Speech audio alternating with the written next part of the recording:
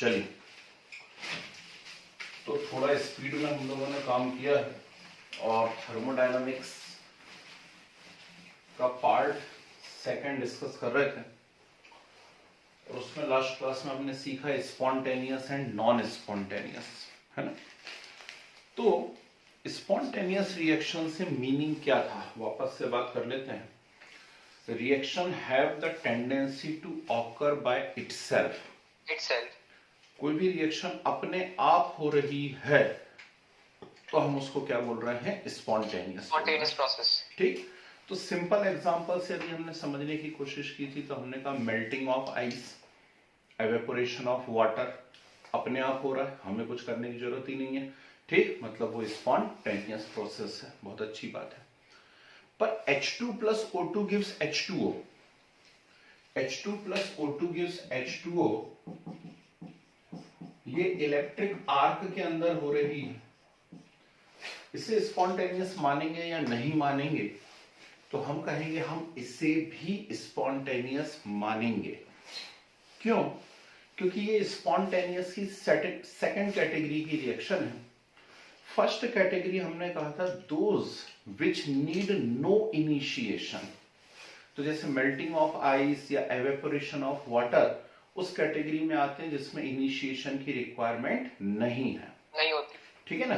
लेकिन ये रिएक्शन है, इसमें एक बार इनिशिएशन की रिक्वायरमेंट होती है, इसके बाद ये अपने आप होती चली जाती है। Yes sir. सारी बात सुने, मतलब ये भी स्पॉन्टेनियस है, ठीक। मेरे हाथ में मैच बॉक्स है, एक बढ़िया सा छोटा सा, और ये यहां पर मैंने तीली निकाली और इसको जला दिया। क्या ये स्पॉन्टेनियस प्रोसेस है? हाँ, एक बार इनिशिएट किया उसके बाद ये रिएक्शन अपने आप होती चली जा रही है, मतलब ये कैसी रिएक्शन है, स्पॉन्टेनियस रिएक्शन। आ रही बात समझ में? तो स्पॉन्टेनियस को हम लोगों ने दो कैटेगरी में क्लासिफाई किया था, first which need initiation and second which need no initiation, ठीक है।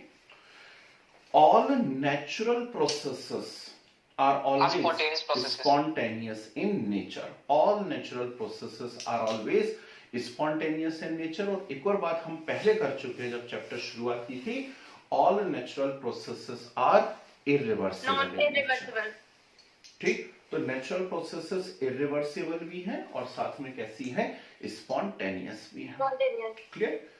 अब दूसरी बात यहां पर निकल करके आती जो आज हमें पोर्शन डिस्कस करना है वो है एंट्रोपी एंड फ्री एनर्जी, ठीक है। तो बड़ा ही इंपॉर्टेंट सा पोर्शन है। एंट्रोपी की एक आउटलाइन मैंने बताई थी, आप लोग वापस से डिस्कस करते हैं। एंट्रोपी, ठीक। तो किसी भी सिस्टम की रैंडमनेस या डिसऑर्डर, रैंडमनेस या डिसऑर्डर को क्या कहा जाता है, एंट्रोपी कहा जाता है। ये रैंडमनेस क्या बोला है? रैंडमनेस से मीनिंग है मूवमेंट ऑफ मॉलिक्यूल्स। वो सिस्टम जिन कंपोनेंट से बना हुआ है, यदि उन कंपोनेंट के अंदर किसी भी प्रकार की मूवमेंट हो रही है, वाइब्रेशन हो रहे हैं, वो हिल रहे डुल रहे हैं यहां वहां, मतलब उनके अंदर क्या है, एंट्रोपी है। आई या नहीं आई बात समझ में? ठीक। तो एंट्रोपी से मीनिंग क्या हो रहा है यहां पर, मूवमेंट ऑफ मॉलिक्यूल, और उसी के लिए हम टर्म यूज कर रहे हैं रैंडमनेस और डिसऑर्डर। Is it clear? और this is the reason why मेरे पास तीन स्टेट्स हैं, सॉलिड है, लिक्विड है और गैस है। और बहुत ही नेचुरल सी बात है, हम साइंस के स्टूडेंट हैं 11th क्लास में, और मुझसे पूछा जाएगा कि मैक्सिमम रैंडमनेस या डिसऑर्डर किस सिस्टम में है, ठीक। तो मैं कहूंगा कि मैक्सिमम रैंडमनेस या डिसऑर्डर जो है वो किसके अंदर है, गैस के अंदर है। उसके मॉलिक्यूल सबसे ज्यादा मूव कर रहे हैं, है ना।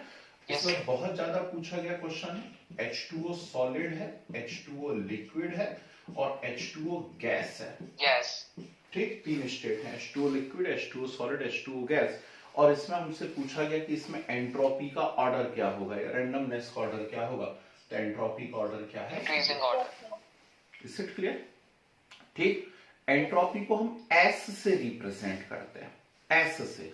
तो इसीलिए इन सब के आगे हम क्या लगा सकते हैं, एस लगा सकते हैं, एस। ये एंट्रोपी को एस से रिप्रेजेंट किया जाता है। Is it clear? ये हो गया। यहां पर मैंने लास्ट क्लास में भी बताया, it is physical significance of entropy. ठीक है, ये एंट्रोपी का फिजिकल सिग्निफिकेंस हो गया है। ठीक है, दूसरी यहां पर बात आती है कि entropy is a state function as well as extensive property. तो एंट्रोपी जो है वो एक स्टेट फंक्शन भी है और एक्सटेंसिव प्रॉपर्टी भी है। तो यदि ये स्टेट फंक्शन है तो del S is equal to क्या हो जाएगा, S2 माइनस S1, या फिर एक और तरीका मैंने बताया था SP माइनस SR। ठीक है, means entropy of product minus entropy of reactant. अब सुनो, एक बहुत ही इंपॉर्टेंट बात बता रहा हूं। यदि कोई भी रिएक्शन स्पॉन्टेनियस है, यदि कोई भी रिएक्शन स्पॉन्टेनियस है, तो उसमें हमेशा प्रोडक्ट की एंट्रोपी ज्यादा होगी और रिएक्टेंट की एंट्रोपी लेस होगी। सुनना ध्यान से।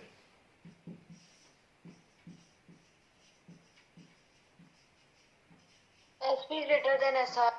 ठीक, स्पॉन्टेनियस प्रोसेस यदि कोई सी भी है तो स्पॉन्टेनियस प्रोसेस में हमेशा होता है SP is greater than SR। Product की एंट्रोपी जो है वो रिएक्टेंट की एंट्रोपी से कैसी होती है, ज्यादा होती है। यदि प्रोडक्ट की एंट्रोपी रिएक्टेंट की एंट्रोपी से ज्यादा है तो del S is equal to कैसा हो जाएगा, पॉजिटिव। ठीक है, नॉन स्पॉन्टेनियस प्रोसेस जो है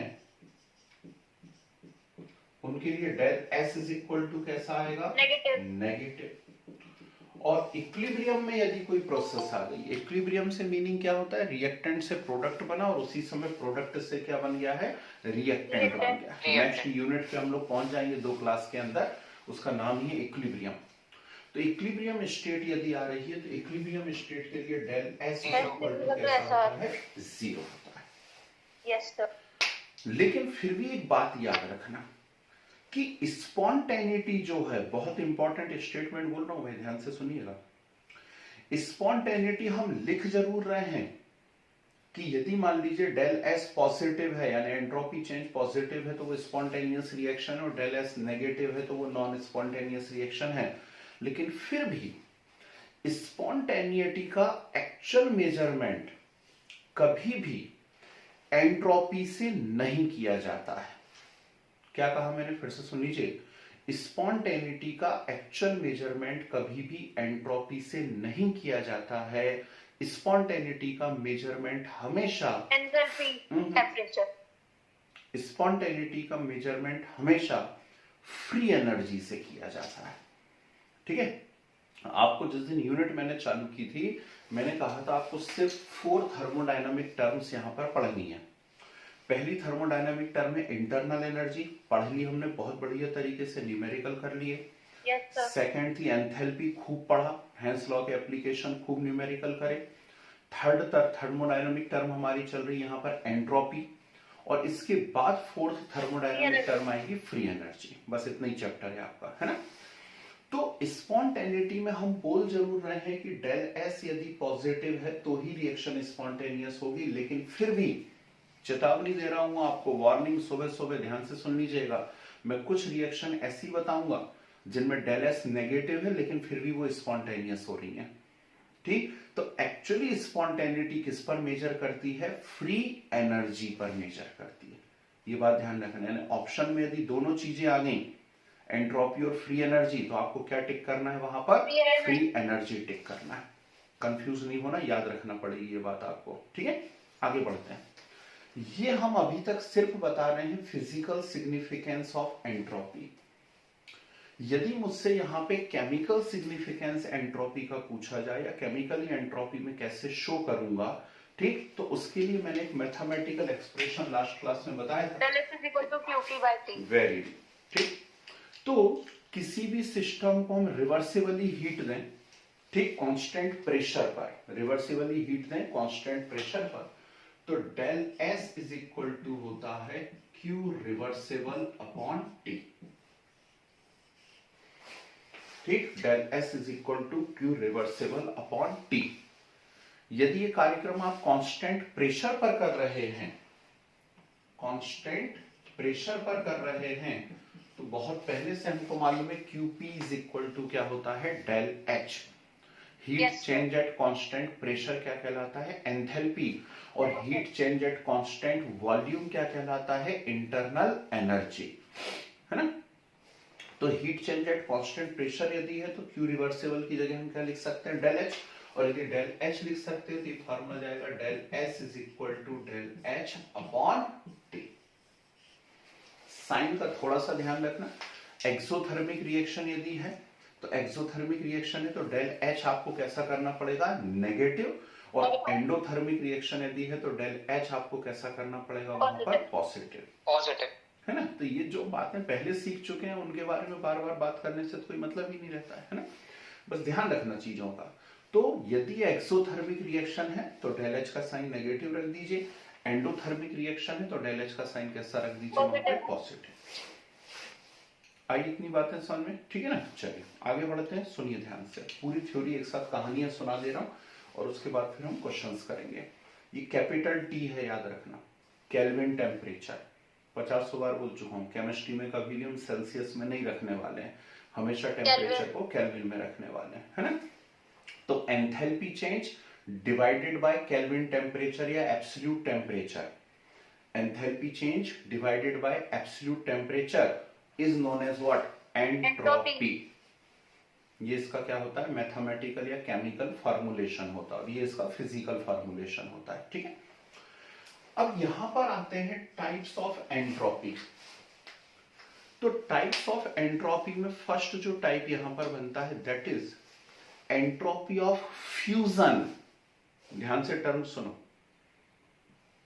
क्या कहा मैंने कहा एंट्रोपी ऑफ फ्यूजन। फ्यूजन होना है, फ्यूजन से मतलब क्या है, मेल्टिंग।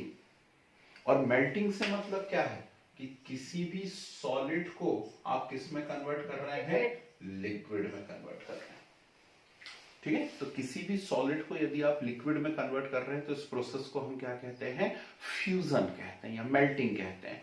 तो यदि इसका डेल S मुझे मेजर करना होगा तो del S is equal to क्या हो जाएगा, S liquid minus S solid.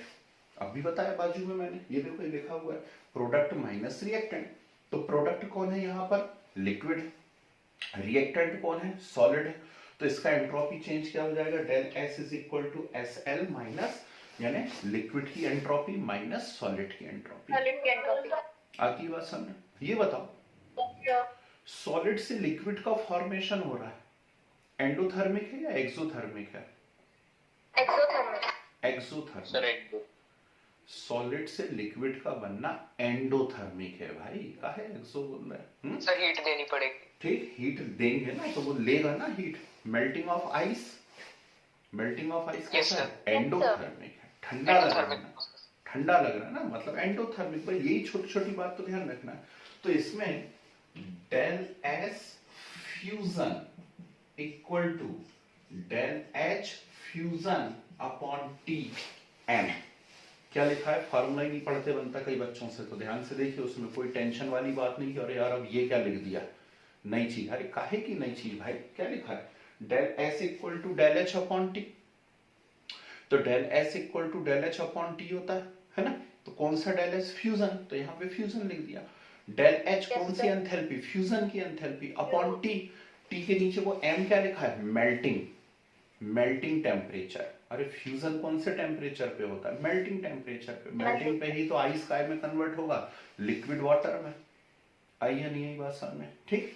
Yes sir. Second होता है entropy of vaporisation. Entropy of vaporisation से मीनिंग क्या होता है कि कोई भी लिक्विड हमारे पास है और वो लिक्विड किस में कन्वर्ट हो जाए, वेपर्स में कन्वर्ट हो जाए।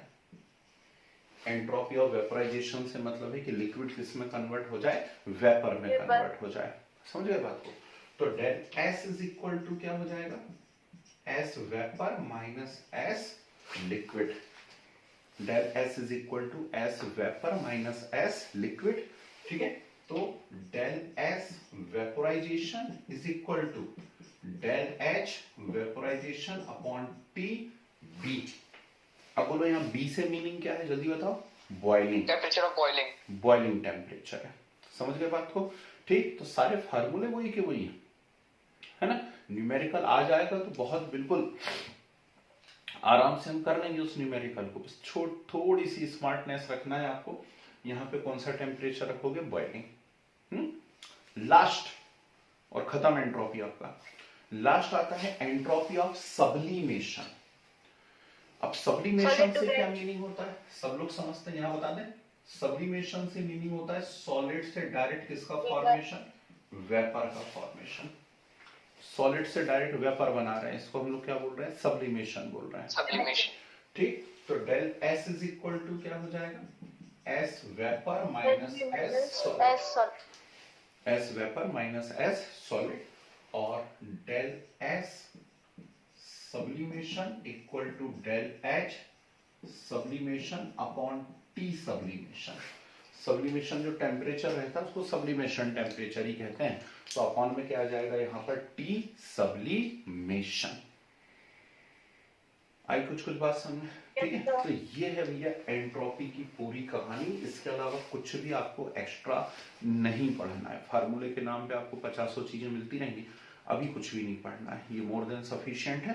3-4-5 क्वेश्चंस आपको करवा दे रहा हूं तो और कंसेप्ट क्लियर हो जाएंगे। ठीक है, तो चलिए हेडिंग डालिए जरा फटाफट। एंट्रोपी लिखिए। The measurement of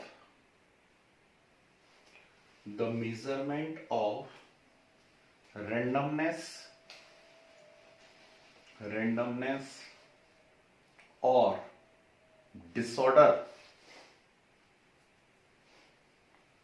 The measurement of randomness or disorder of the system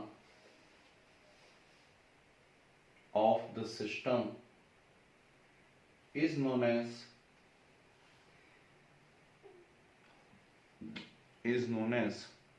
entropy.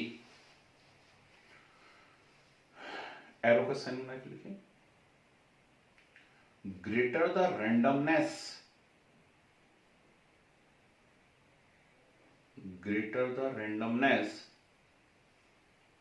Small bracket में लिख लीजिए, movement of component particles.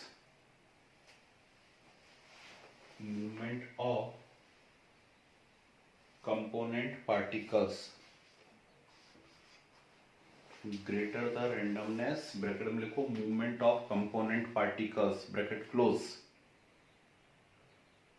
Greater will be entropy.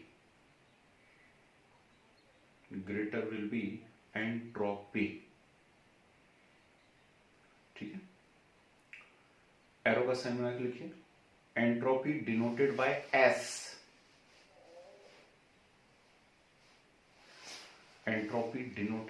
S. हाँ जी, ये वाले ए पॉइंट की दोनों बातें लिखिए। ए पॉइंट की दोनों बातें लिख लीजिए जरा।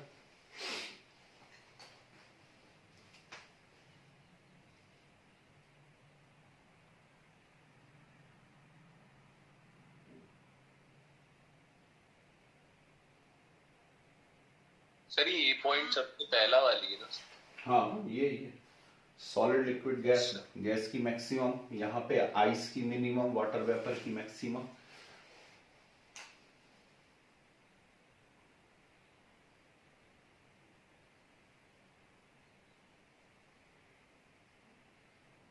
हो गया?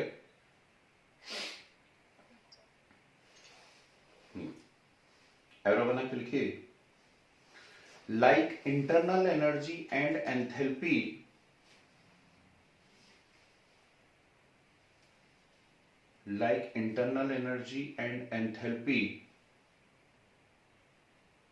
entropies also, like internal energy and enthalpy, entropies also extensive property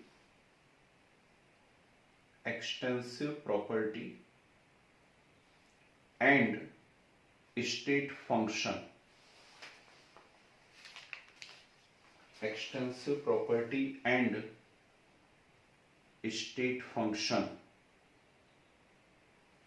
ठीक है, ये फॉर्मूला लिख लीजिए, del S is equal to H2 minus S1 या SP minus SR।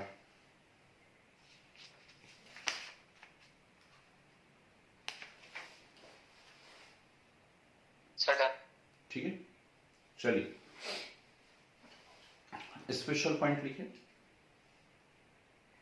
For spontaneous processes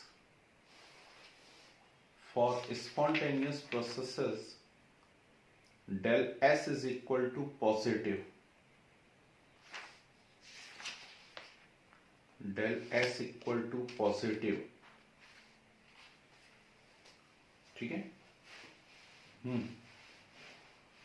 फिर non spontaneous processes, next point, for non spontaneous processes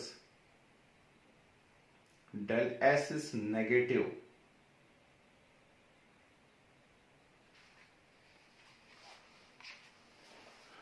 फिर एक और बात, if del S equal to 0, if del S equal to 0, the process is in equilibrium.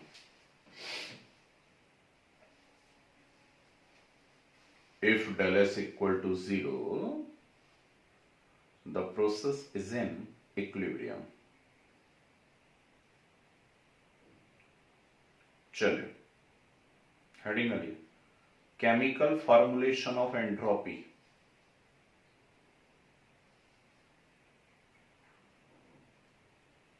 Chemical formulation of entropy,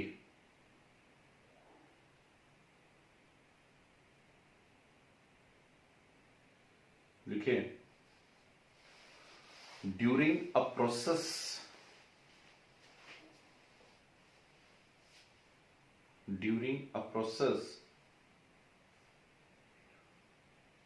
amount of heat absorbed,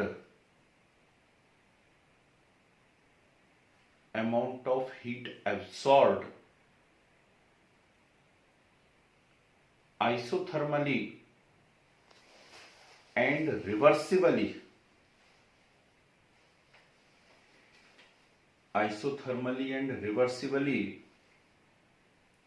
divided by absolute temperature,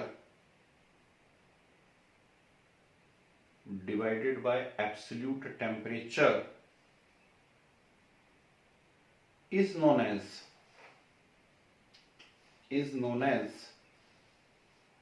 entropy या entropy change, is known as entropy change। ठीक, ज्यादा load नहीं लेना है, heat divided by temperature is entropy change, है ना। ये note कीजिए, del S equal to Q reversible upon T या del S equal to del H upon T.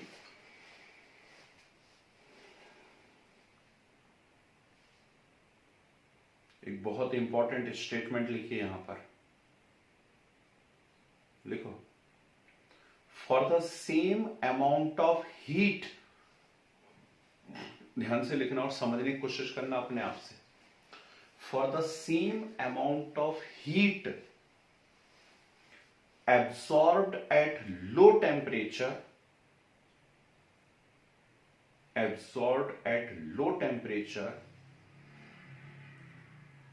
the disorder is more,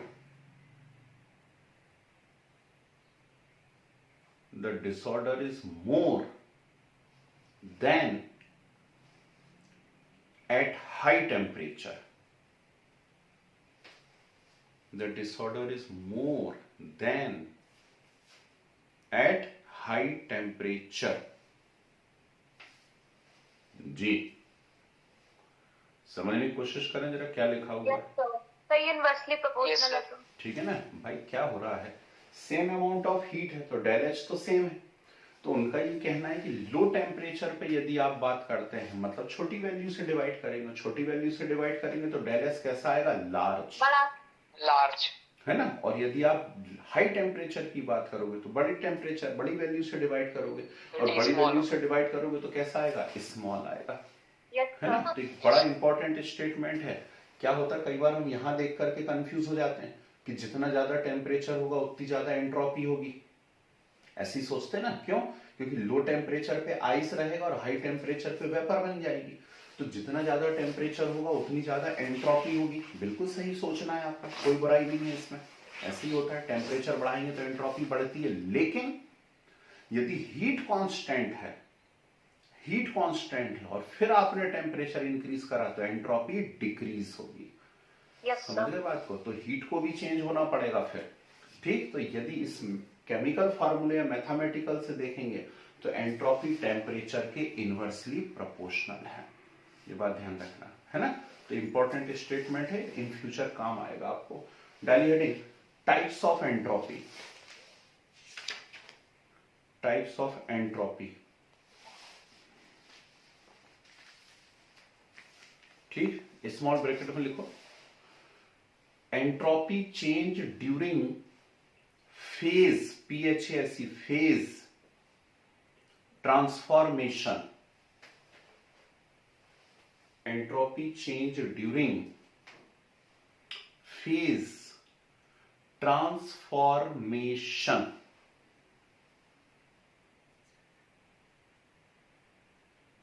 ठीक है, बढ़िया। चलिए फर्स्ट साइड हेडिंग में लिए एंट्रोपी ऑफ फ्यूजन,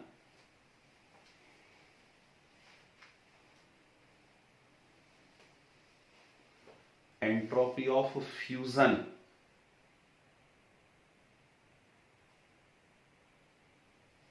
लिखे entropy change takes place when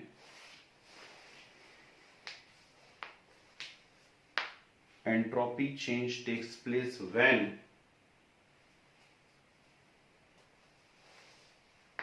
one mole of solid, when one mole of solid convert into liquid,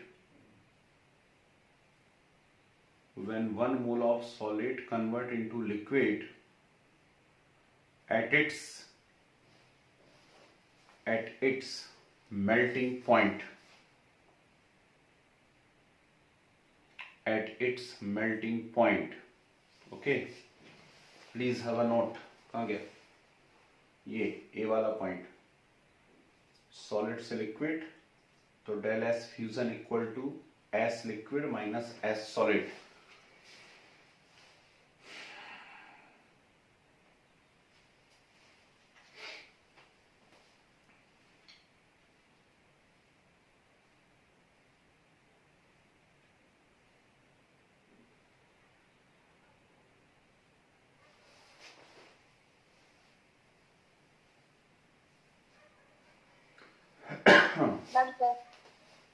ये लिखा del S fusion equal to del H fusion upon melting temperature, ठीक है।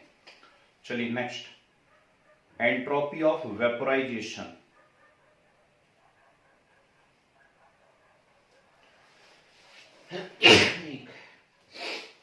Sorry, entropy of vaporisation लिखिए entropy change takes place when, entropy change takes place when one mole of liquid, when one mole of liquid changes into vapor, changes into vapor at boiling temperature या boiling point, at boiling temperature या boiling point। G B point लिख लीजिए board पे sir.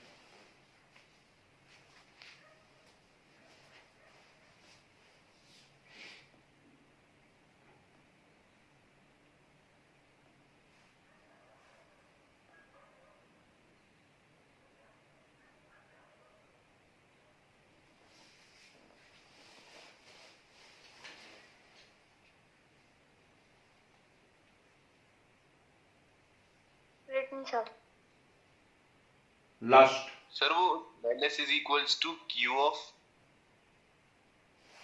Del S vaporisation equal to del H vaporisation upon T boiling, sir boiling temperature है ना, मन से बना के भी लिख सकते हैं तो फार्मूला लिखो। Entropy of sublimation, entropy of sublimation लिखे। Entropy change takes place when, entropy change takes place when 1 mole of solid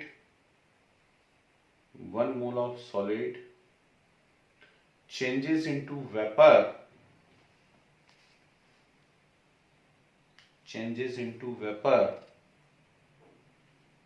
at a particular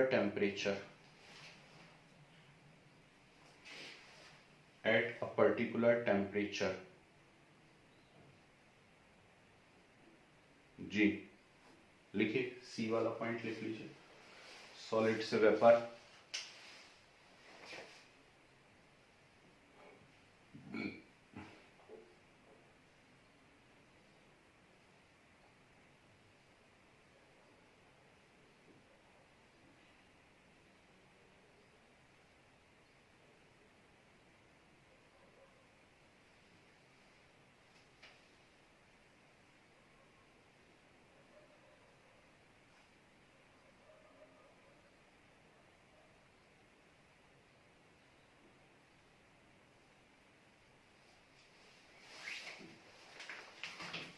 Ready. Okay. चलिए कुछ क्वेश्चंस करते हैं। इसमें ध्यान रखना कि यहां पर ऐसा होता है, जैसे आपको बोला जाए किसी भी सिस्टम की टोटल एंट्रोपी चेंज बताइए, तो वो एक्चुअली क्या होता है, डेल एस यूनिवर्स कहलाता है। और del S universe equal to del S system plus del S surrounding. तो टोटल एंट्रोपी चेंज यदि कभी भी हमको निकालना हो, टोटल एंट्रोपी चेंज, तो टोटल एंट्रोपी चेंज से मतलब क्या होता है, सिस्टम की एंट्रोपी में कितना चेंज हुआ है और सराउंडिंग की एंट्रोपी में कितना चेंज हुआ है। तो इसको डेल एस यूनिवर्स से भी रिप्रेजेंट करते हैं। जैसे आपसे कभी पूछा जाए टोटल एंट्रोपी चेंज, है ना, सुबह सुबह का टाइम हो सकता है आप लोगों को चाय प्राप्त हो रही हो, तो क्या हो रहा है, वो चाय कप के अंदर रखी हुई है, गर्म गर्म है, ठीक, वो सिस्टम है, नेचुरल बात है, उसके अंदर कहीं ना कुछ एंट्रोपी हो रही होगी, और उसके कारण बाहर भी तो हीट रिलीज हो रही है आसपास। तो बाहर आसपास जो हीट रिलीज हो रही है, तो वो जो बाहर सराउंडिंग है वो भी उस हीट को ले रहा होगा, और हीट को ले रहा होगा तो उसके मॉलिक्यूल में भी कुछ ना कुछ मूवमेंट आ रही होगी, मतलब सराउंडिंग में भी एंट्रोपी चेंज हो रही होगी उसके कारण। तो टोटल एंट्रोपी चेंज यदि मेजर करना है तो टोटल एंट्रोपी चेंज कैसे मेजर करते हैं, del S system plus del S surrounding से मेजर करते हैं। ठीक है, बात लिख लीजिए, है ना, कहीं एकदम से देखने को मिल जाए टोटल एंट्रोपी चेंज तो टेंशन में आ जाओ कि यार ये क्या बात है, कोई बात नहीं है, ये बात है। जी क्वेश्चन लिखिए, क्वेश्चन लिखिए। Predict increase or decrease in entropy, predict increase or decrease in entropy in following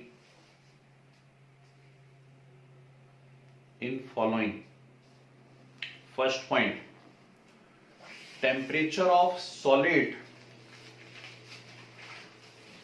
increase from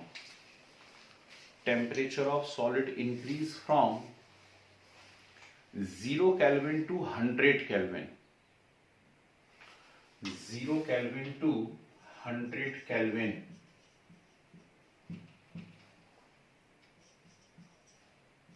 next, ये रिएक्शन दी हुई है,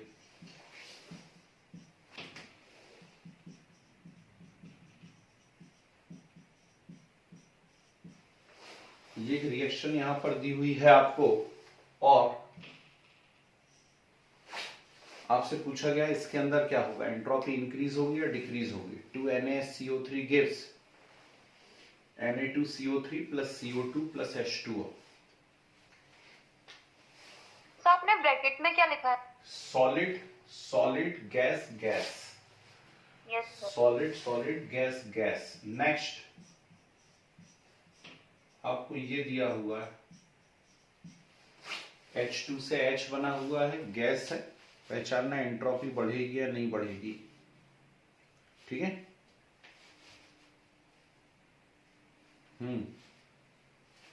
next 2SO2 plus O2 gives 2SO3. 2SO2 plus O2 gives 2SO3. चलो जल्दी से discuss कर लेते हैं 1 मिनट के अंदर। फर्स्ट क्या था? क्रिस्टलाइन सॉलिड है, 0 केल्विन पे रखा हुआ है, फिर 100 केल्विन उसका टेम्परेचर कर दिया है। बोलिए एंट्रोपी बढ़ेगी या नहीं बढ़ेगी? सर डिक्रीज होगी। क्यों होगी डिक्रीज? सर क्योंकि जब हीट कांस्टेंट रहती है तो इनवर्सली प्रोपोर्शनल होता है, इसलिए टेम्परेचर बढ़ेगा तो एंट्रोपी। क्या उसमें लिखा है हीट कांस्टेंट है? नो सर, फिर बढ़ेगी। तो फिर तो बढ़ेगी भाई, जब तक वो स्टेटमेंट नहीं बोले कि हीट कांस्टेंट है तब तक नहीं सोचना है ना, इसलिए दिया मैंने वो क्वेश्चन आपको। ठीक, तो टेम्परेचर इंक्रीज होने से एंट्रोपी इंक्रीज ही होगी जब तक ये ना बोल दें कि हीट कांस्टेंट है ना। तो हीट उसने कुछ नहीं बोला है, सिर्फ इतना बोला टेम्परेचर इंक्रीज हो रहा है, मतलब कंफर्म एंट्रोपी भी क्या होगी? इंक्रीज होगी। ठीक है, तो फर्स्ट में आंसर आएगा आपका इंक्रीज हो गया, यानी डेल एस का साइन कैसा आएगा? पॉजिटिव। ओके, सेकंड देखिए क्या बोल रहा है, कहां है? ये सॉलिड है, ठीक, और इससे एक और सॉलिड बना है, लेकिन साथ में क्या बनी है? गैसेस बनी है। नेचुरल बात है, सॉलिड से गैस का फॉर्मेशन हो रहा है, यानी एंट्रोपी क्या हो रही है? इंक्रीज हो रही है। ठीक है, ये H2 से 2H बने हैं, H2 एक था और 2H मतलब कितने हो गए? 2 हो गए, तो 1 से 2 हुए हैं, 1 से 2 हुए यानी एंट्रोपी क्या हुई है? यहाँ भी इंक्रीज हुई है। Is it clear? Next SO2 और O2 से SO3 बना है, तो 2SO2 प्लस O2, 2 प्लस 1 कितने थे? 3, ठीक, और उससे कितना बना है? 2 बना है, यानी 3 से कितने बने हैं? 2, 3 से 2 बने हैं, मैंने नंबर डिक्रीज हुए, नंबर डिक्रीज हुए तो नेचुरल बात है रैंडमनेस भी डिक्रीज हुई होगी, यानी एंट्रोपी क्या हुई है? यहाँ पर डिक्रीज हुई है। क्लियर है बात? ठीक है, आगे बात समझ में? ऐसे पहचानने को बोलते थे, इसके लिए डेल एस का साइन लास्ट वाली के लिए कैसा रहेगा? नेगेटिव, जबकि बाकी सबके लिए डेल एस का साइन कैसा है? पॉजिटिव। ओके, चलिए नेक्स्ट क्वेश्चन लिखिए। कौन आया? बहुत देर आई। लिखिए question, calculate entropy change, calculate entropy change when 1 mole of ice, 1 mole of ice convert into water, sir ice के बाद convert into water at 0 degree Celsius, at 0 degree Celsius, given given latent heat of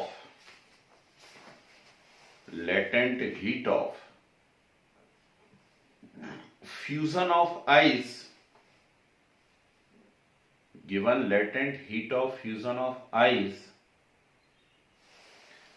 6.02 kilojoule पर मोल,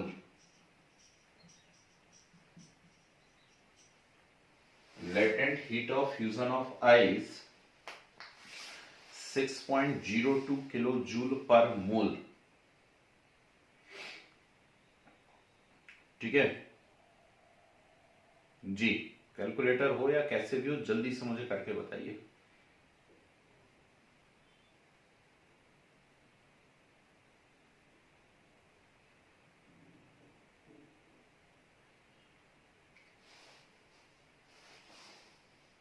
sir 0.1613। चलो ठीक है, मान लेते हैं जी। तो एंट्रोपी ऑफ फ्यूजन निकालना है, entropy of fusion and del S fusion, तो डेल एच अपॉन टी, और डेल एच आपको दिया हुआ है कितना 6.02 किलो जूल पर मोल, और टेम्परेचर दिया हुआ है 0 डिग्री सेल्सियस मींस 273 केल्विन। ठीक, इसे आप चाहें तो जूल में कन्वर्ट करके लिख सकते हैं, है ना, नहीं तो आपका आंसर भी जो है किलो जूल पर मोल पर केल्विन में आ जाएगा। यूनिट समझ में आ रही क्या आएगी भाई, इसकी यूनिट हो गई किलो जूल पर मोल और इसकी यूनिट हो गई केल्विन, तो किलो जूल पर मोल पर केल्विन में आपका आंसर आ जाएगा, सीधा सीधा क्वेश्चन है ना। नेक्स्ट क्वेश्चन देखिए, calculate entropy change in conversion of, calculate entropy change in conversion of 1 gram of water to vapor, 1 gram of water to vapor at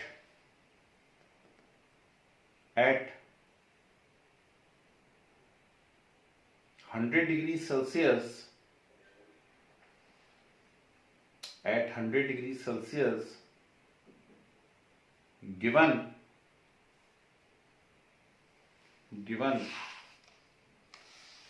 latent heat of vaporization, given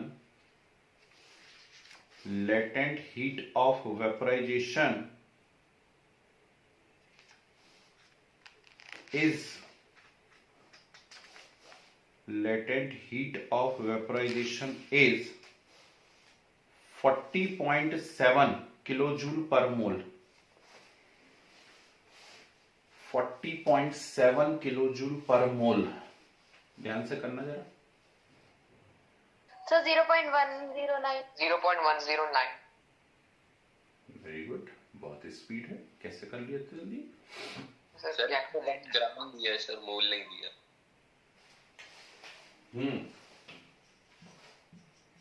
मुझे ऐसा लगा कि 40.7 kilo joule पर मोल है, मतलब एक मोल की 40.7 है, लेकिन आपको यहाँ पे क्वेश्चन 1 ग्राम के लिए दिया है, ध्यान रखना, ठीक। तो किलो जूल पर मोल, एक मोल, मतलब ये एक्चुअली 18 ग्राम की है, 18 ग्राम के लिए है भाई साहब 40.7, ठीक। और आपको क्वेश्चन कितने के लिए दिया है 1 ग्राम, तो आपको करना पड़ेगा 40.7 डिवाइडेड बाय 18। अब बोलो किया था या नहीं किया था, ठीक। तो अब फार्मूला लगाओगे डेल एस इक्वल टू, तो डेल एच की वैल्यू है 40.7 डिवाइडेड बाय 18 अपॉन टेम्परेचर कितना 373। चेक कीजिए आपने ऐसा किया या नहीं किया है ना। यस सर किया। तो जानबूझ के ये क्वेश्चन मैंने दिया था, इससे एक नई वैरायटी आप सीख सकें, ठीक है ना। ट्रेडिशनल तो सीधे ही हो गया, डेल एच अपॉन टी तो करना है, लेकिन ये मोल ओल का क्या चक्कर है जरा समझ लेना। किलो जूल पर मोल में दिया था और कितने का पूछा गया था 1 ग्राम का पूछा गया था, ठीक है। चलिए बन जाएंगे क्वेश्चंस, 2-3 क्वेश्चन फिर भी और दे देता हूं मैं आपको। लिखिए calculate entropy change,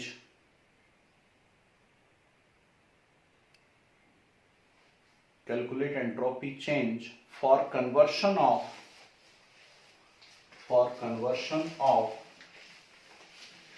90 gram of ice,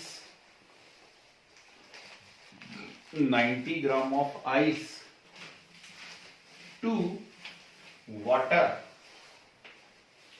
90 gram of ice to water at 0 degree Celsius, 0 degree Celsius, और वही latent heat of fusion 6.01 kilojoule पर मोल, 6.01 किलोजूल पर मोल।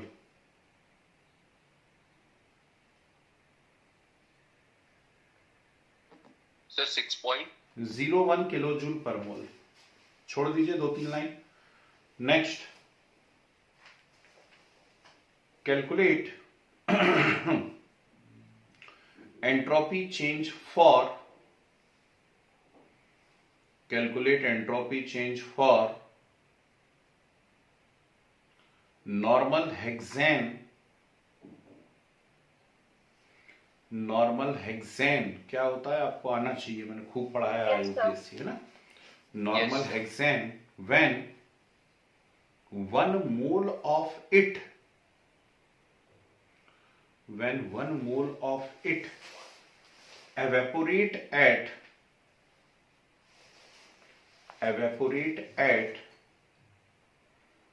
340 Kelvin,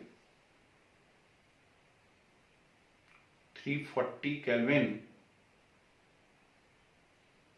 given del H vaporization del H vaporization 30 kilojoule per mole, 30 kilojoule per mole। Yes sir. ठीक है, छोड़ो 2-4 line, एक और question करते हैं, इसको अभी करेंगे, अब जो दे रहा हूं है लिखिए। A heated copper block, a heated copper block at 130 degrees Celsius, 130 degrees Celsius release 340 joule of heat, 340 joule of heat to the surrounding,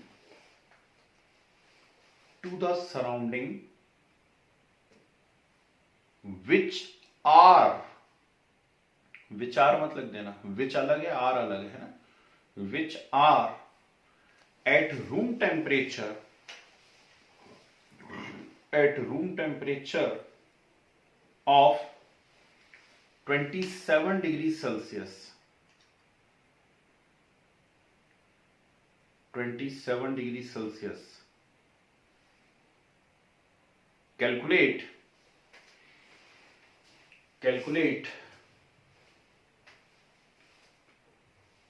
total entropy change।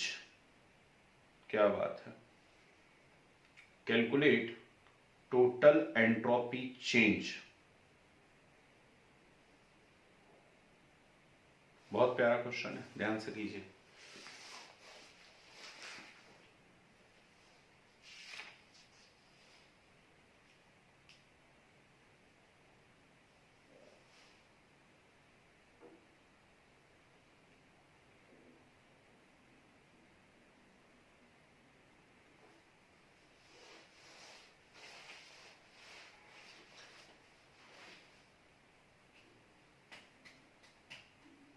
Sir -3.30।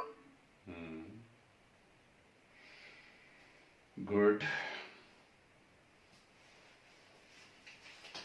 Sir 0.27। Very good.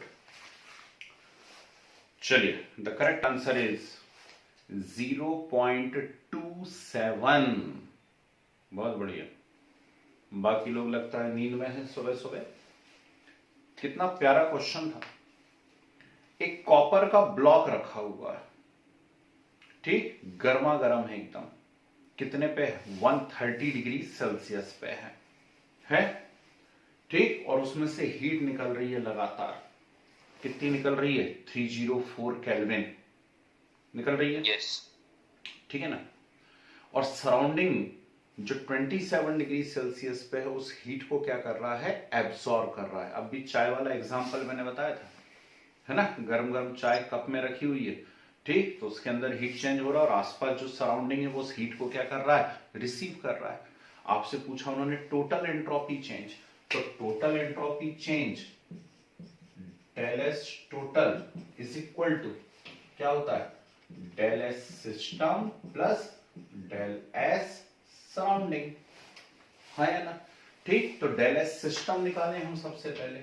तो del S system equal to Q upon T या del H upon T, जो भी आपको लिखना हो। ठीक, तो वो कितने पे है 130 डिग्री सेल्सियस। 130 यानी लगभग लगभग कितना आएगा टेम्परेचर 403 है Yes, sir. केल्विन। ठीक, और वो कॉपर ब्लॉक हीट को रिलीज कर रहा है, वो हीट को क्या कर रहा है रिलीज कर रहा है। ठीक, और हीट रिलीज कर रहा है तो साइन कैसा आएगा नेगेटिव। आई या नहीं आई बात समझ में। ठीक, जबकि सराउंडिंग उसी हीट को एब्सॉर्ब कर रहा है। ठीक, तो del S surrounding equal to Q upon T, तो इसका आ जाएगा पॉजिटिव। कितने पे है ये 27 डिग्री सेल्सियस यानी 300 केल्विन पर। केल्विन। समझे, तो दो वैल्यूज आएंगी आपकी, यहाँ पे ये वाली सिस्टम नेगेटिव में आएगा, सराउंडिंग पॉजिटिव में आएगा। दोनों का उठा करके सम करोगे तब जाकर के आपका आंसर आएगा। जी बोलिए सर। आपने तो हीट 340 बोला था। क्या बोला था मैंने सर 340 जूल। 340 बोला था, तो 340 कर दो ना, उसमें क्या होगा, इतनी सी तो बात है। ये लो, मुझे लगा 304 है, कोई बात नहीं, 340 बोला था, 340 कर लीजिए। कुछ बात समझ में आई क्या चल रहा है ना? Yes, sir. तो ऐसे भी क्वेश्चंस आ सकते हैं एंट्रोपी के अंदर। एक बहुत ही प्यारा सा पोर्शन था, खत्म हुआ। ठीक है, चलिए एक चीज और पढ़ाएंगे आज के आज। इसको खत्म करो एंट्रोपी को और डालिए बढ़िया सी साइड हेडिंग डालिए इंपॉर्टेंट लगा करके। पहले काम करो, हेडिंग डालो second law of thermodynamics. Second law of thermodynamics.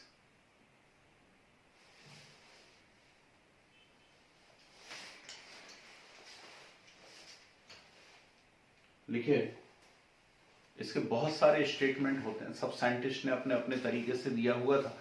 Physics में जब आप सेकेंड लॉ ऑफ थर्मोडायनामिक्स पढ़ेंगे तो साइंटिस्ट के नाम के साथ पढ़ेंगे। केल्विन ने क्या बोला, टेट्राथ्रोडोडी में क्या बोला हुआ है, अलग अलग साइंटिस्ट ने क्या बोला हुआ है, वो आप नाम के साथ पढ़ेंगे। हमें यहाँ नाम नहीं चाहिए, हमें सिर्फ स्टेटमेंट चाहिए। ठीक, कुछ नहीं बने तो सबसे प्यारा और सिंपल स्टेटमेंट क्या होता है, entropy of universe continuously increase. हाँ या ना, सही बात है गलत बात है? हैं? इस यूनिवर्स में जितने जो कुछ भी हैं सब एक दूसरे से लगातार दूर जा रहे हैं, ध्यान रखना। ठीक है, फिजिक्स की शायद पहली यूनिट भी आपकी यही है, यूनिवर्स करके कुछ, उसमें आपको बताया होगा कि हर चीज एक दूसरे से दूर जा रही है ना। कहीं भी देख लो, अपने आसपास भी देख लो, पहले संयुक्त परिवार हुआ करते थे, चिट्ठियां चला करती थी, फिर भी लोग एक दूसरे से जुड़े हुए थे, चिट्ठियां भेजा करते थे, है ना। और अब क्या हो रहा है, अब तो व्हाट्सएप है लेकिन फिर भी मैसेज नहीं हो पाते, वीडियो कॉल नहीं हो पाते, है ना। मतलब क्या होते जा रहे हैं, दूरियां बढ़ती चली जा रही हैं। ठीक, ये लॉ है, आप इसमें कुछ नहीं कर सकते, आपकी गलती नहीं है भाई, है ना, ये यूनिवर्सल लॉ है। ठीक, क्या हो रही है, एंट्रोपी लगातार इंक्रीज हो रही है, सभी एक दूसरे से लगातार दूर जा रहे हैं, है ना, वो लिविंग हो या नॉन लिविंग हो। तो ऐसा नहीं कि अर्थ जो है वो ऐसी थी तो वो फ्लैट होकर ऐसी लंबी हो जाएगी, कुछ दिन तो वो दूरियां बढ़ जाएंगी, है ना, ऐसा नहीं है, इसका मीनिंग थोड़ा सा अलग है। ठीक, तो चलिए स्टेटमेंट लिखते हैं हम लोग अलग अलग। First, due to all natural processes, due to all natural processes, the entropy of universe is continuously increasing. The entropy of universe is continuously increasing. ठीक है, याद रखना भाई, यूनिवर्स की एनर्जी कांस्टेंट है, यूनिवर्स की एनर्जी कांस्टेंट है, first law of thermodynamics बोलता है, लेकिन एंट्रोपी जो है वो लगातार क्या हो रही है, इंक्रीज हो रही है। ठीक है, नेक्स्ट स्टेटमेंट लिखिए, all spontaneous processes, all spontaneous processes are thermodynamically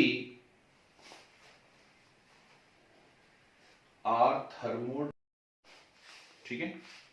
next, without the help of external agency,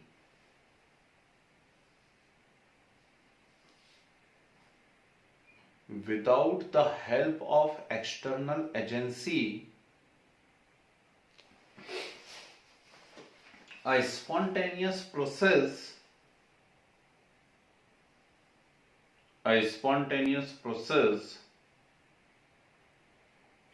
cannot be reversed,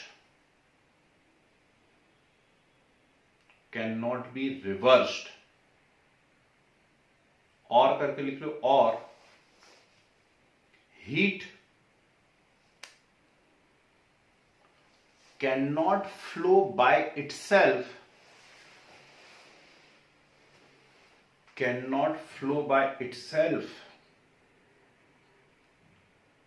from colder to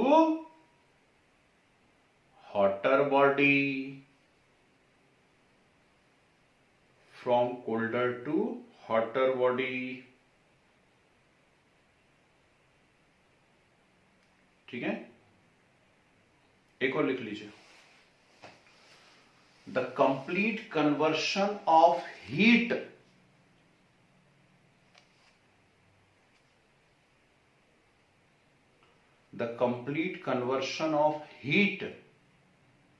into work is impossible। कितनी प्यारी बात है, सोचो, है ना, इज इम्पॉसिबल। Yes sir. ठीक है, मतलब किसी भी ऐसी मशीन का फॉर्मेशन नहीं कर सकते जो हीट को कंप्लीटली किसमें कन्वर्ट कर सके, वर्क में। मतलब 100% एफिशिएंसी नहीं होती है। आप जानते हैं ये रखा हुआ है यहाँ पे 1.5 किलो का, है ना, इसकी जो एफिशिएंसी है, मेरी बात अलग है कि मैं 99% तक यूज कर लेता हूं, लेकिन नॉर्मल ह्यूमन जो रहता है वो 1-2% से ज्यादा यूज नहीं कर पाता। ठीक, तो इतनी एफिशिएंट मशीन है फिर भी आप इसका यूज नहीं कर सकते। ठीक, तो ये कुछ कमाल है भाई। एक और स्टेटमेंट होता है कि सिस्टम हमेशा लोअर प्रोबेबिलिटी से हायर प्रोबेबिलिटी की तरफ मूव करता है। ठीक है, कोई भी सिस्टम जो है वो अपने आप नेचुरली लोअर प्रोबेबिलिटी से कहां जाता है, हायर प्रोबेबिलिटी। इसलिए नदियां हमेशा पहाड़ों पर से नीचे उतरती हैं, इसलिए गैस लीक हो जाती है, क्योंकि जहां वो भरी हुई है वहां पे लो पॉसिबिलिटी, लो प्रोबेबिलिटी है उसके पास, है ना, और वो हमेशा हायर प्रोबेबिलिटी तरफ जाना चाहता है। इसलिए लोग मेट्रोस की तरफ भागते हैं, है ना, कि यार अपना शहर छोटा है, वहां संभावनाएं कम है, चलो मेट्रो में चलते हैं, वहां ज्यादा संभावनाएं मिलेंगी। ये सब नेचुरल चीजें हैं, है ना। तो ध्यान रखना, अगली बार से किसी को भी आप कुछ बोलो तो उसमें आप कुछ नहीं कर सकते, ये सब नेचुरली हो रहा है, ये नेचर के रूल हैं, हम इनको चेंज नहीं कर पाएंगे। ठीक, system spontaneously move from lower probability to higher probability. It is also second law of thermodynamics. अगली बात समझ में, ठीक है ना। तो चलिए लास्ट एक और चीज पढ़ा देते हैं, ठीक, और उसके बाद आप बढ़िया ब्रेकफास्ट कीजिए। डाली हेडिंग फ्री एनर्जी। इसको गिब्स फ्री एनर्जी भी कहा जाता है। आइडियल गैस से कैसे रिलेट करना है, मतलब क्या आइडियल गैस से रिलेट कर सकते हैं, मतलब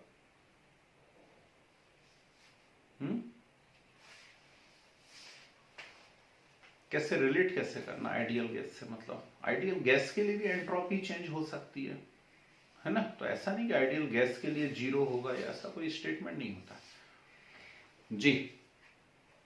फ्री एनर्जी, चलो भाई, फ्री एनर्जी क्या बोला है, कुछ नहीं, फ्री में जो एनर्जी मिल जाती है उसको फ्री एनर्जी कहते हैं। सर जी बोलिए। तो आपने किसकी फ्री एनर्जी बोला था सर, उसकी स्पेलिंग बोल देंगे। गिब्स, GIBBS लिखने ही वाला था बोर्ड पे मैं, GIBBS गिब्स, उसने इंट्रोड्यूस करा हुआ है। Yes sir. इसीलिए G से रिप्रेजेंट करते हैं और इसका मैथमेटिकल फॉर्म होता है G is equal to H minus TS। G is equal to H minus TS। तो सबसे पहले तो ये समझें कि व्हाट इज फ्री एनर्जी। सवाल उठेगा, समाज हमसे पूछेगा भैया फ्री एनर्जी होती क्या है ना? तो हम कहेंगे energy available for useful work. Energy available for useful work is known as what? Free energy. 10th में जब आपको मैडम सर जो भी बायो पढ़ाया करते थे तो आपको वो रेस्पिरेशन पढ़ाते थे, एरोबिक रेस्पिरेशन, एनारोबिक रेस्पिरेशन, ठीक? उसमें 28 एटीपी या कितना एटीपी बन रहा है, और 2 ATP है ना? हाँ, और 2 एटीपी बन रहा है। वो एटीपी क्या था, कभी सोचने की कोशिश की है? वो एनर्जी मॉलिक्यूल था। वो एनर्जी मॉलिक्यूल था, एडिनोसिन ट्राइफॉस्फेट। वही आपके माइटोकॉन्ड्रिया के अंदर स्टोर है और उसी के अंदर ब्लास्टिंग होती रहती है और उसी से एनर्जी प्रोड्यूस होती है। समझे बात को? ठीक है ना? तो मैं भी उठा आपके जैसा सुबह सुबह, आप बैठे हैं, मैं खड़ा हूं, आप सुन रहे हैं, मैं बोल रहा हूं। नेचुरल बात है, एनर्जी की जरूरत है इन सब कामों के लिए। ये एनर्जी कहां से आ रही है? वो पहले से मेरे अंदर स्टोर थी, मैं उसका यूज कर रहा हूं। वो कैसी एनर्जी है? Free energy. कैसी एनर्जी है वो? फ्री एनर्जी है। तो energy available for useful work is known as what? Free energy. अब कोई हमसे कहेगा यूजफुल वर्क कौन सा है? मैंने पढ़ा है, आपने पढ़ा, ये यूजफुल है, और जो लोग सो रहे हैं उनका क्या? वो यूजफुल नहीं है, हैं? तो याद रखिएगा, each and every work is useful work. ठीक? वो आपके लिए नॉन यूजफुल हो सकता है। आप कहें बताओ यार मैं पढ़ रहा हूं, कितना अच्छा बच्चा हूं, वो तो सो रहा है अभी तक। ठीक? अरे वो उसके लिए यूजफुल है, उसकी पर्सनल लाइफ है। आप थोड़ी ना डिसाइड करोगे कि उसके लिए बुरा है कि अच्छा है। समझ रहे बात को? तो किसी भी वर्क में, वर्क यदि है तो एनर्जी लग रही है, बिना एनर्जी के तो वर्क हो ही नहीं सकता है। ठीक? और एनर्जी यदि लग रही है तो उस वर्क को केमिस्ट्री यूजफुल ही कंसीडर करती है। समझ गए बात को? ठीक है ना? तो ये आपका नजरिया हो सकता है, आपके नजरिए से साइंस नहीं चलेगा। आपका नजरिया हो सकता है कि यार कितना गंदा काम कर रहा है, कितना गलत काम कर रहा है वो, है ना? नॉन यूजफुल, यूजलेस, ऐसा बोल देते ना हम लोग। नहीं, कुछ भी यूजलेस नहीं है। वो आपके लिए यूजलेस होगा, उसके लिए यूजफुल होगा। समझे बात को? ठीक है? तो फ्री एनर्जी क्या है? फ्री एनर्जी है energy available for useful work. इसको मैथमेटिकली ऐसे एक्सप्रेस किया जाता है, G is equal to H minus TS से। समझे बात को? ठीक? अब ये गलत है इक्वेशन। क्यों? जैसे H is equal to U plus PV गलत थी, वैसे G is equal to H minus TS गलत है। क्यों? क्योंकि G जो है वो स्टेट फंक्शन है, H जो है वो भी स्टेट फंक्शन है, जो S है वो भी क्या है? स्टेट फंक्शन है। ठीक? तो हम इनको बिना डेल नहीं लिख सकते, है ना? तो इसको सॉल्व करने के दो तरीके होते हैं। मैं दो तरीके से आपको ये इक्वेशन सॉल्व करके बता रहा हूं, और इस पूरी यूनिट की सबसे इंपॉर्टेंट इक्वेशन बनने जा रही है, ध्यान रखना, पूछेंगे आपके स्कूल के अंदर। पहला तरीका देखिए, G is equal to H minus TS। हम जानते हैं H is equal to U plus PV। ठीक? इस H की जगह उठा करके रख दें U plus PV minus TS। यदि आप फिजिक्स पढ़ रहे होते तो आप डिफरेंशिएशन करते, हम केमिस्ट्री पढ़ रहे हैं तो हम डेल करेंगे। ठीक? तो del G is equal to del U plus एक बार V का डेल और एक बार P का डेल, एक बार V का डेल, एक बार P का डेल, और सामने क्या लगा हुआ है? प्लस। तो कैसा लिखोगे? P del V plus V del V। ठीक है? इसका करोगे तो एक बार S का, एक बार T का, और सामने क्या लगा हुआ है? माइनस। तो minus T del S minus S del T। आई बात समझे? अब पहले दिन से जब से हमने थर्मोडायनेमिक्स चालू करा है तो हमने कहा है if temperature and pressure are constant, करा ना? तो टेम्परेचर और प्रेशर यदि कांस्टेंट हैं तो डेल T इक्वल टू 0 और del P is equal to 0। तो डेल P 0 हो जाएगा और डेल T 0 हो जाएगा। यदि ये दोनों 0 हो गए तो del G is equal to del U plus P del V minus T del S. बोलो हाँ। Yes sir. ठीक, ये जीरो हो गया, ये जीरो हो गया, तो ये आया। Yes, और आप तुरंत पहचान गए होंगे कि del U plus P del V क्या होता है, डेल एच होता है। Yes sir. Del U plus P del V क्या होता है, डेल एच। अरे डेरिवेशन करवाया भाई मैंने। तो del G is equal to del H minus T del S. कुछ गुस्सा दिमाग के अंदर, मजा आया? Yes, है ना? ये क्या बोलते हैं, इसको कहते हैं Gibbs Helmholtz equation.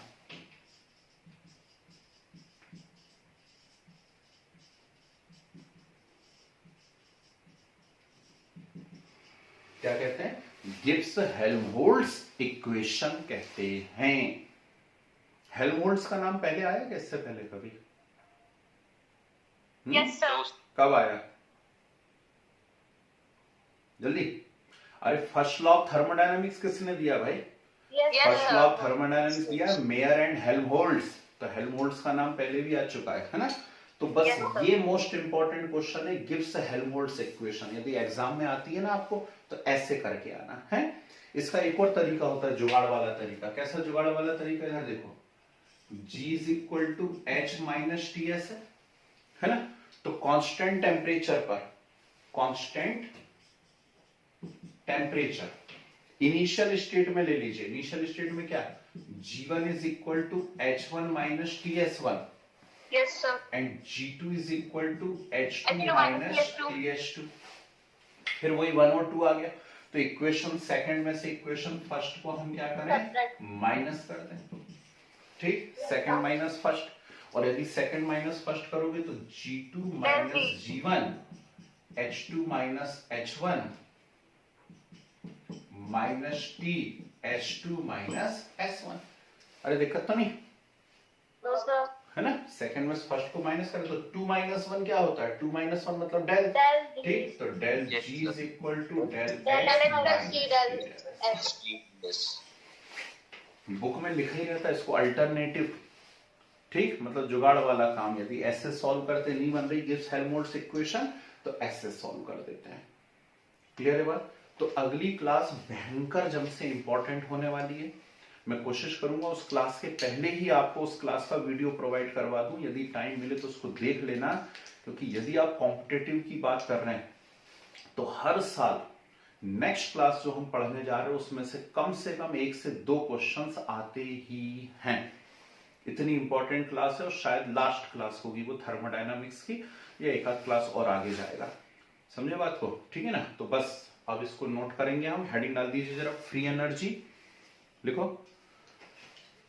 It is another thermodynamic quantity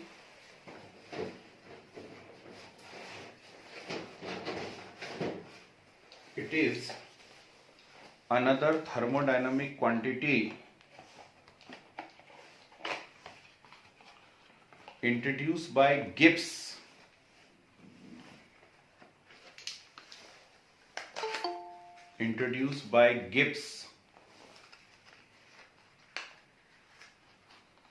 ठीक है, and denoted by G,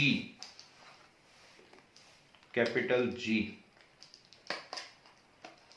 and denoted by G। इसको नोट कर लीजिए जी,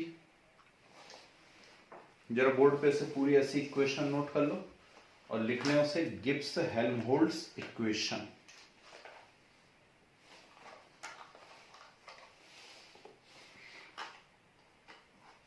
तो इसकी डेफिनेशन लिखेंगे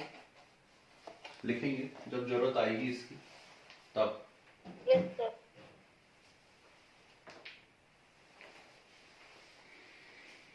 सर जी बोलिए। सर सब बोल सकते हैं कि सारी इंटरनल एनर्जी जो रहती है वो फ्री एनर्जी में कन्वर्ट हो सकती है। बिल्कुल, बस उसे यूज करते आना चाहिए हमें, है ना? सुनते ना लोग अपनी ताकत से हवा में उड़ गए। ठीक, तो हनुमान जी कैसे हिमालय तक पहुंच गए श्रीलंका से? भाई उन्होंने अपनी इंटरनल एनर्जी को यूज किया होगा तभी पहुंच गए। आना चाहिए यूज करते।